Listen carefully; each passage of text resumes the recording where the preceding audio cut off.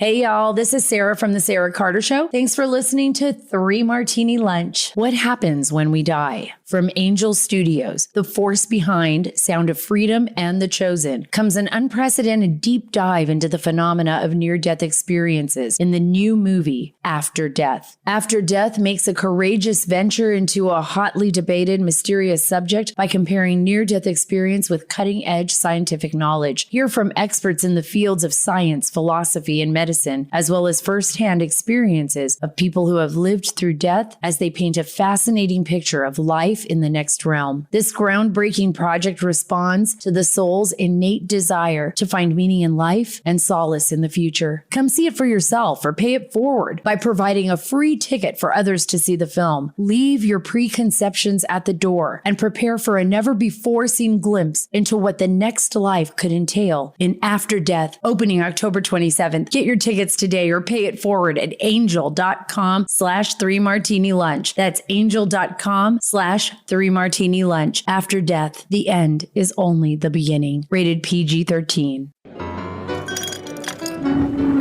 Welcome to the 3 Martini Lunch. Grab a stool next to Greg Columbus of Radio America and Jim Garrity of National Review. 3 Martinis coming up. Very glad you're with us for the Wednesday edition of the 3 Martini Lunch. As you know, Jim Garrity is out of the country this week. He's actually in Taiwan. Please be reading the Morning Jolt. You should be reading it anyway, but this week, especially as you check out his dispatches from Taiwan, Jim will be back on Monday, Lord willing, and soon after he gets back at some point, we'll have a full debrief episode on his time there.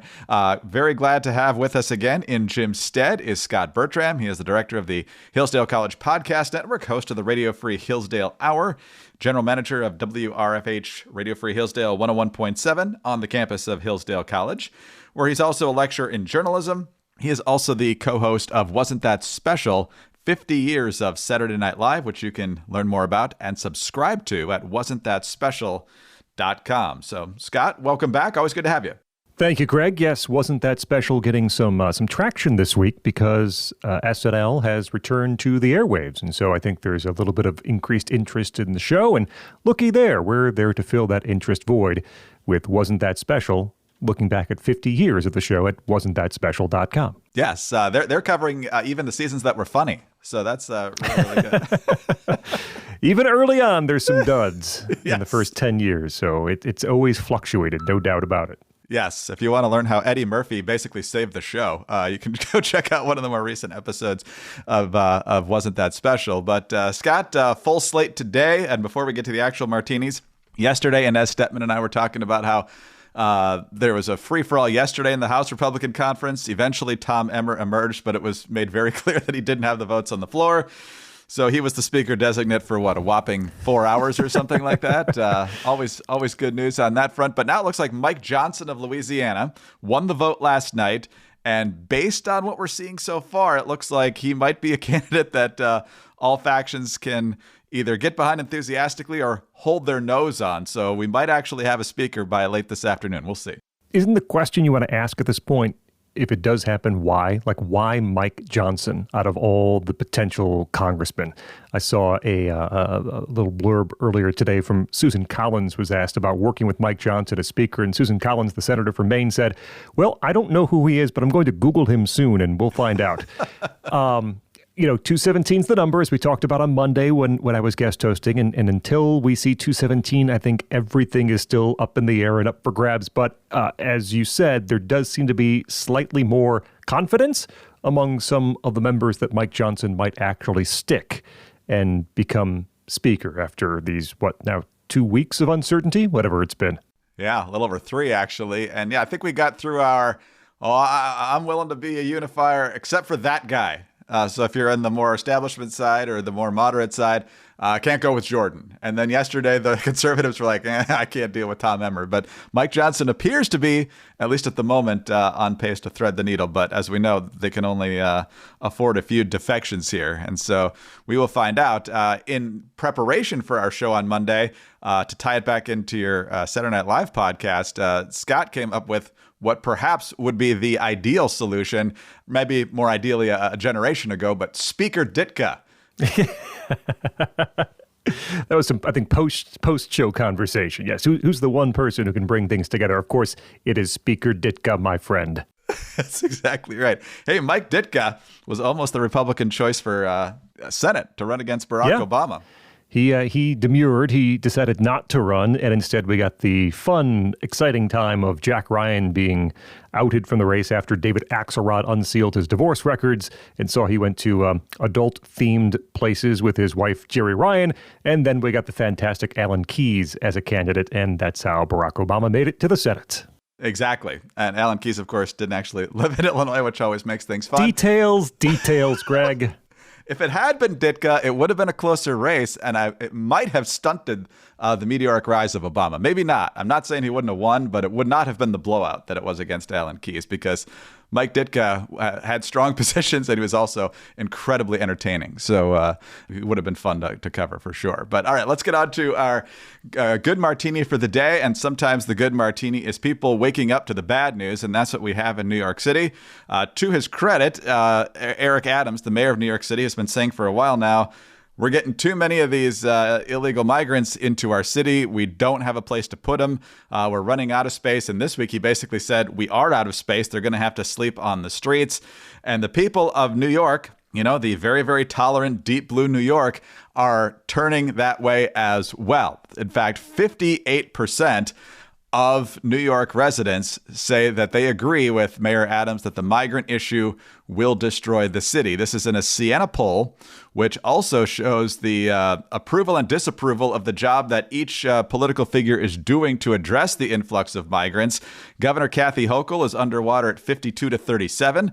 Adams himself underwater at 46-30. And the Biden administration underwater at 64-29, and he's even 3 points underwater among Democrats. So, Scott, it's all fun and games and posturing with the sanctuary city talk until they actually come to your city in massive numbers. We've seen it in Massachusetts. We've talked about it there in their state of emergency. Eric Adams has been sounding the horn on this a lot now. But the Biden administration doesn't seem to be doing much to stop it. In fact, we're seeing record numbers month after month here. Record numbers again last month, and that number for the Biden administration in New York is a 5-point swing in just 2 months from August of 2023 to now underwater 29 approve and 64 disapprove. And we've seen it sliding in this direction, certainly in the past 6 months or so, certainly since the most effective immigration policy in decades was employed by the governors of Texas and Florida. Think about what a few buses have done to change the conversation about the southern border, about immigration, about sanctuary cities in the country. It didn't take much to sort of puncture that bubble of those deep blue cities who then had to realize and live with the consequences of policies. And it's happening in New York, and it's happening in Chicago. And in Chicago, it's very interesting to watch these things unfold. Brandon Johnson, the mayor there, has proposed these tent cities, outdoor tent cities in the middle of winter for Chicago in various locations. And the communities in which these tent cities are to be located are not happy at all. There was a recent rally, and an older woman showed up, and there was some, these are Chinese residents, Hispanic residents of Chicago who are protesting these policies of the black African-American mayor, Brandon Johnson. It's just this interesting, we don't see those things line up many times. And in Chicago's case, the talking points that are going out, and we've seen these, leaked and sent out, like the Chicago Teachers Union has sent out talking points. And I think the Johnson administration also has said this, that, these people are being brainwashed by conservative right-wing talking points about immigrants. And it's silly on its face, but more ridiculous when you begin to consider where would those people, it's the city of Chicago, where are those people being exposed to those right-wing conservative talking points? How are they being influenced? And also not giving them agency that they could come to these conclusions by themselves, that it's not good for their neighborhood, that if you're spending millions and millions of dollars, maybe spend it on the citizens who have been there for years and decades, out on their streets and infrastructure, as opposed to setting up tent cities in the middle of winter for these migrants who are arriving in Chicago. So these are really, I still think Democrats underestimate the power that this particular issue in those particular places has. I'm not saying they're going to elect Republicans, but they might not come out to vote at all And if you don't have those giant vote sinks, as we've seen in recent years in some national elections, that could pose some problems. Well, Scott, as Jesse Smollett revealed, South Chicago is, in fact, MAGA country. So that's right. That's how this idea came around, that this is a big problem. But that's the question now. Now you have 52% of the people in this poll wishing the Democrats would run somebody else for president. So that's their solution to Biden right now. The question, though, is will this be front burner, high radar issue by the time we get to election season next year? The media has a very strong habit of burying this story as much as they can. And when you've got multiple wars going on, it might be easier to do that than we would like. Inflation, economy, I think is harder to do because people face that every day. If they don't have an influx of migrants in their community, maybe this issue isn't front and center for them. But in more and more places around the country, and not just the big cities, it is. So whoever is the nominee for the Republicans should probably make a pretty big deal out of this and down the ballot as well. And I think it is somewhat like the economy in that you can't tell people they're not seeing what they're seeing and not experiencing what they're experiencing in some of these locations. Even if there is not an overwhelming amount of coverage about the story, the people in those communities likely will make enough noise that it will be prevalent and relevant to a lot of people who are heading to the ballot box. And actually, going back to that poll, big swing among Democrats in approval on the Biden administration. I mentioned they have him underwater, 48-45 disapproving of Biden on this issue in New York. It was 54-40 approving of Biden back in August. So a big swing from plus 14 to minus 3 in just the past couple of months. Hey, y'all, this is Sarah from The Sarah Carter Show. Thanks for listening to 3 Martini Lunch. We all have a heartfelt reason to support our blood pressure. In fact, more than half the U.S. population would benefit from blood pressure support. Superbeets Heart Chews are an easy and convenient way to support healthy blood pressure and promote heart-healthy energy.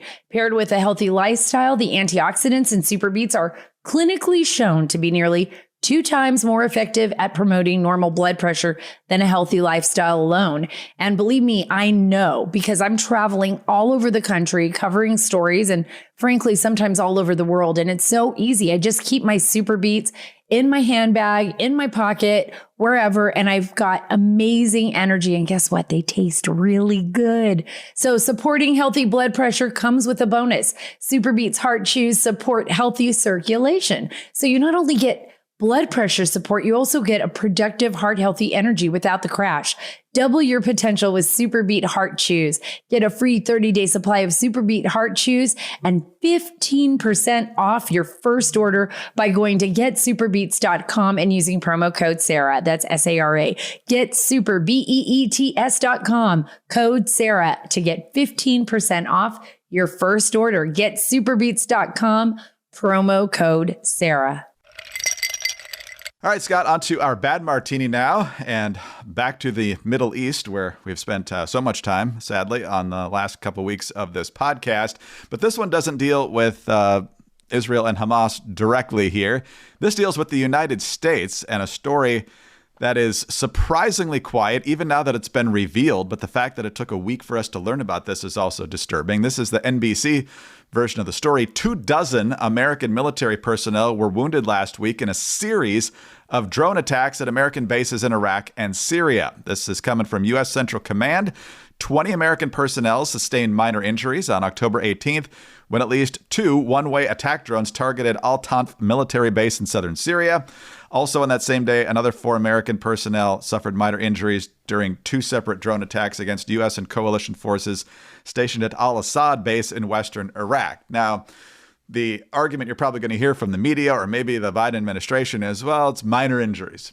But multiple attacks in critical locations, people are trying to kill our people, and the response has been very muted here. Weird, unusual, but the administration, I think, is trying to be very careful about the way the country is positioned, clearly in the current war. But to hide, obfuscate, or just not tell Americans about an attack like this is heck, it's just not the right way to level with the people. And this goes for Americans who would be on either side of sort of American intervention there. If you are someone who might be arguing, hey, it's time to pull those troops out. We have about 2,500 U.S. troops in Iraq, about 900 in Syria. It's time to pull those troops out. Well, if we know that they're under attack, and actually the one thing the Biden administration did say is that they were under heightened risk in the area. If we know that they are taking fire, if we know they are under attack, maybe that strengthens your argument to get them out of the area, right? And on the other side, if you are on the side saying, well, maybe we should be more engaged. After all, there are American deaths in the Hamas terrorist attacks. There are American hostages in the wake of the Hamas terrorist attacks. America, no matter how much the Biden administration wants to prevent America perhaps from entering the conflict or from having vested interest in the conflict, we're already involved in some way, in major ways, with deaths and hostages. And if you believe that we are engaged already, this additional information might play into decisions about how involved America will get in the future. So I can't remember, and I'm sure, government secrets are no new thing, I suppose, but I can't remember something quite like this, where in the middle of a war, American troops are under attack in a foreign land, and we don't hear about the consequences for what would be about a week or so. The most significant attack was October 18th, so exactly a week ago in Syria. 20 troops suffered injuries there. And as you said, Greg, they're characterized as minor injuries, but you know what?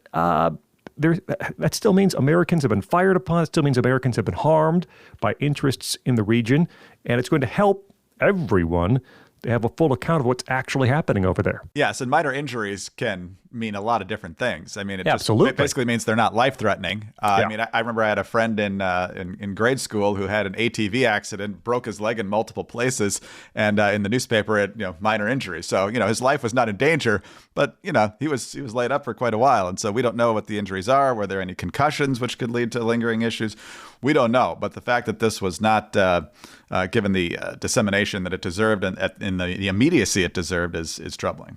I'm still somewhat surprised, Greg, too, that there is not more, it's one of those surprise, not surprise things, that there is not more pressure applied to the administration to explain what our interests are in these days following the deaths of Americans in the terror attacks, and also our role in rescuing or helping the Americans who are still held hostage. We had two American hostages released earlier this week, but still a number who are being held. And I think it's somewhat weird and unusual that there's not more pressure being applied to the administration to explain exactly what's being done, or to better explain what our interests are in helping those citizens, those American citizens who are right now in control or in the hands of Hamas. Yeah, Jim and I talked about this, the curiously limited coverage, if there was any, for a long time about the hostages in particular. And then, as you mentioned, a couple got released, so that got attention. The argument, I think, from the pro-Biden side would be that the quieter it is, the better that they could possibly negotiate releases.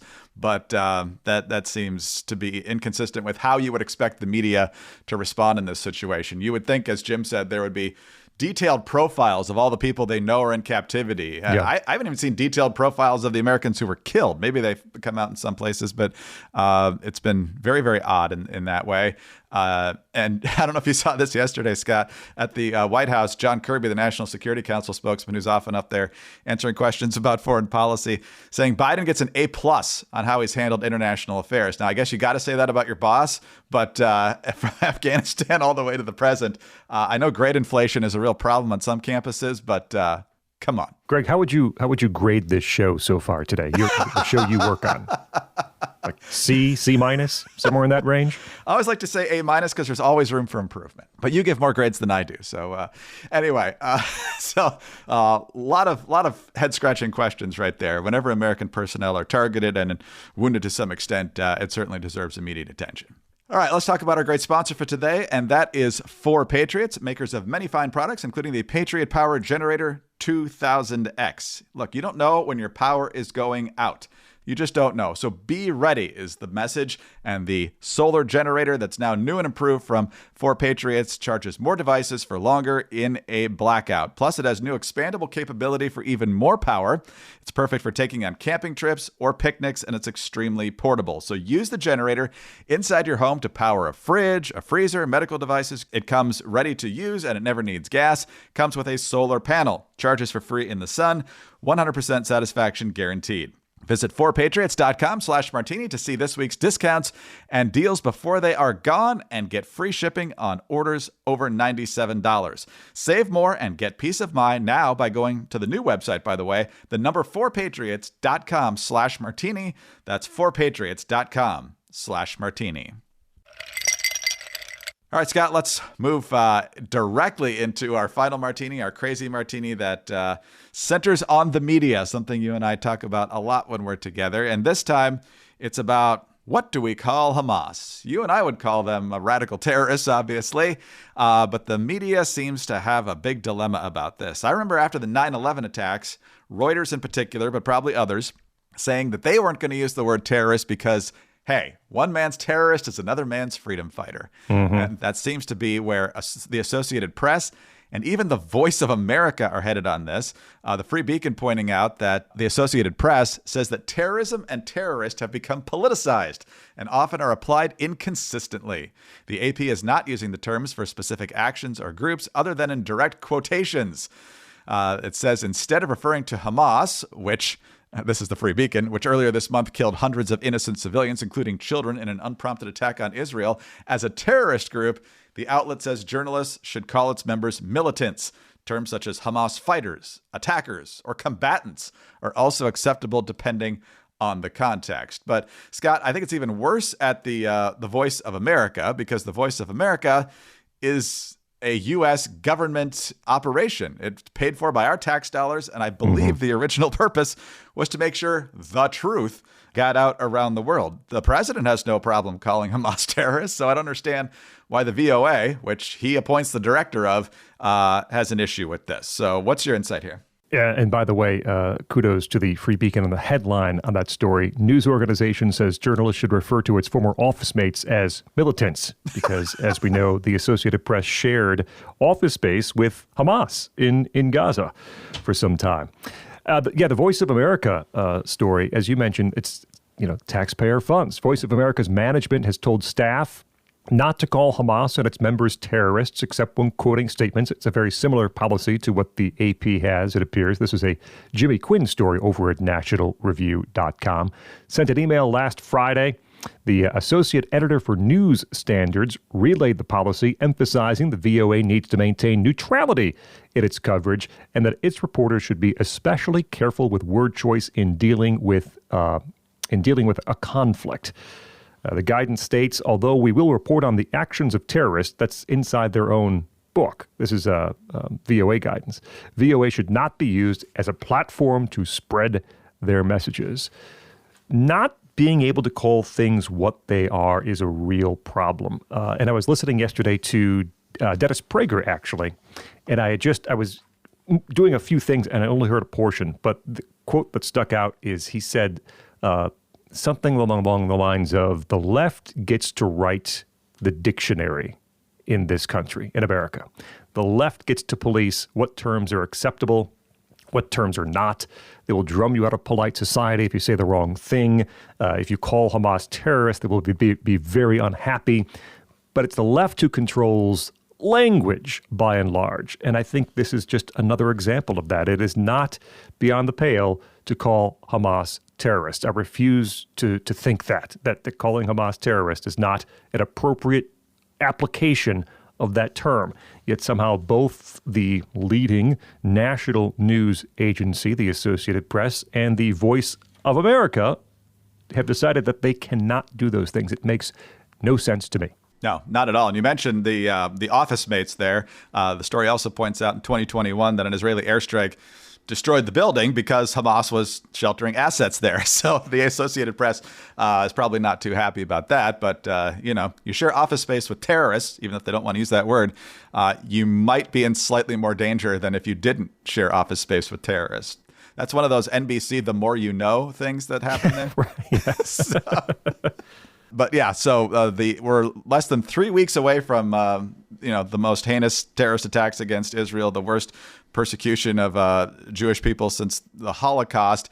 And already we've got, the mainstream media carrying the water for Hamas and the Palestinians. You got the UN Secretary General essentially blaming the attacks on 56 years of occupation and so forth. And so the usual suspects, which always blame Israel after, less severe, if you can use that term, terrorist attacks, only took them a couple of weeks to get back into form, sadly, after the atrocities we watched less than a month ago. All very predictable, and in fact, all predicted at the time that this was not going to be a limitless supply of compassion for Israel. At some point, the media always swings back into its familiar role as trying to paint both sides as being equally responsible for anything happening in the region. Counting the death toll provided by Hamas, what are they called? The Gaza Medical Associate, whatever it is. It's Hamas. Whatever they say goes. Right. That's the official death toll, and they just snap right back. And so it was only a matter of time. That's exactly right. And so in some ways, it might be liberating to Israel because they're getting all this grief just with the aerial campaign. They haven't even done the ground campaign yet. And so if everybody hates you already when you haven't even really launched into there, kind of frees you up to do what you're going to do because they're going to hate you anyway. So I know that's your philosophy when it comes to this show, Greg, and I think that it's applicable in many situations. If people are going to hate you, you might as well just do what you're going to do.